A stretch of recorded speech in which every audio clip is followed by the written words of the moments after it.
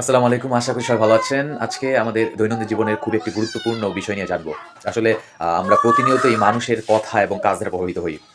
কিন্তু বিশেষ করে মানুষের কথার দ্বারা আমরা অনেক সময় বেশি প্রভাবিত হই যারা আ অল্পতেই হয়তো নিজের পার্সোনালিটি উইক করে ফেলি। এটা আসলে আ আ এই সমস্যাটা আমাদের সবার জীবনেই ঘটে এবং একসময় না একসময় ঘটেছে বা সবাই ধীরে, ধীরে এটা অনেকেই এটা সবাই না, অনেকে এটা স্ট্রং করে ফেলে।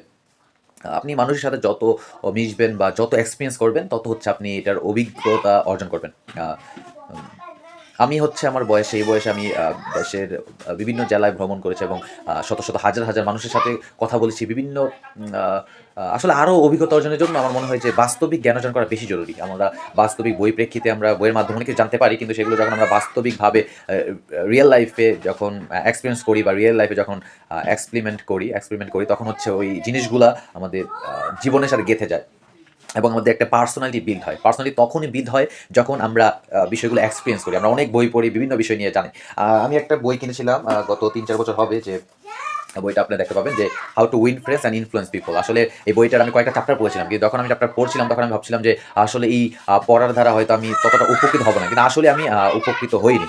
উপকৃত তখনই মানুষ হয় যখন সেটা এক্সপেরিয়েন্স করে এবং নিজের লাইফে আ যত আ সেটা প্রয়োগ করতে পারে। তাহলেই কিন্তু মানুষ বিষয়গুলো বুঝতে পারে এবং তার পার্সোনালিটি বিল্ড করতে পারে।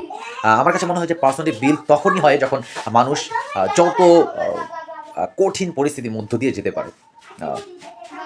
আ কঠিন পরিস্থিতি বলতে কি বুঝায়? ধরুন ডিফিকাল্ট সিচুয়েশন এর মধ্যে মানুষ যখন চলতে পারে তখন মানুষের পার্সোনালিটি বিল্ড হয়। আমি একটা লেখা লিখেছি পিছনে আপনাদের যদি আমি দেখাই তাহলে বুঝতে পারবেন। এই লেখাটা আপনারা উল্টো দেখাচ্ছে। আমি যদি বলি এটা strong personality builds with strong mentality. সুতরাং আপনার যখন স্ট্রং মেন্টালিটি তৈরি হয়ে যাবে তখন আপনার পার্সোনালিটি ওইভাবে তৈরি হয়ে যাবে। সুতরাং আপনি তখন মানুষের নেতিবাচক কথার ধারাও বা আপনার আ আশেপাশের মানুষদের আপনার নিয়ে ভাবনাগুলো আপনি তখন ডোন্ট কেয়ার একটা থাকবে।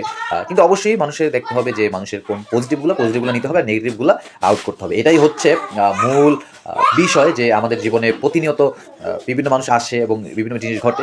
আমরা যদি পার্সোনালিটি আমরা বিল্ড করে ফেলি যে আসলে এই জিনিসগুলো আমাদের জীবনে কোনো ভ্যালু এড করে না, তখন আমরা জিনিসগুলো এভয়েড করতে পারি। সুতরাং বাস্তবিকভাবে নিচে আ এগুলো বিল্ড করুন এবং হচ্ছে আ এগুলোর জন্য এক্সপেরিয়েন্স করাটাই হচ্ছে আমার কাছে মনে হয় যে মুখ্য বিষয়। ধন্যবাদ।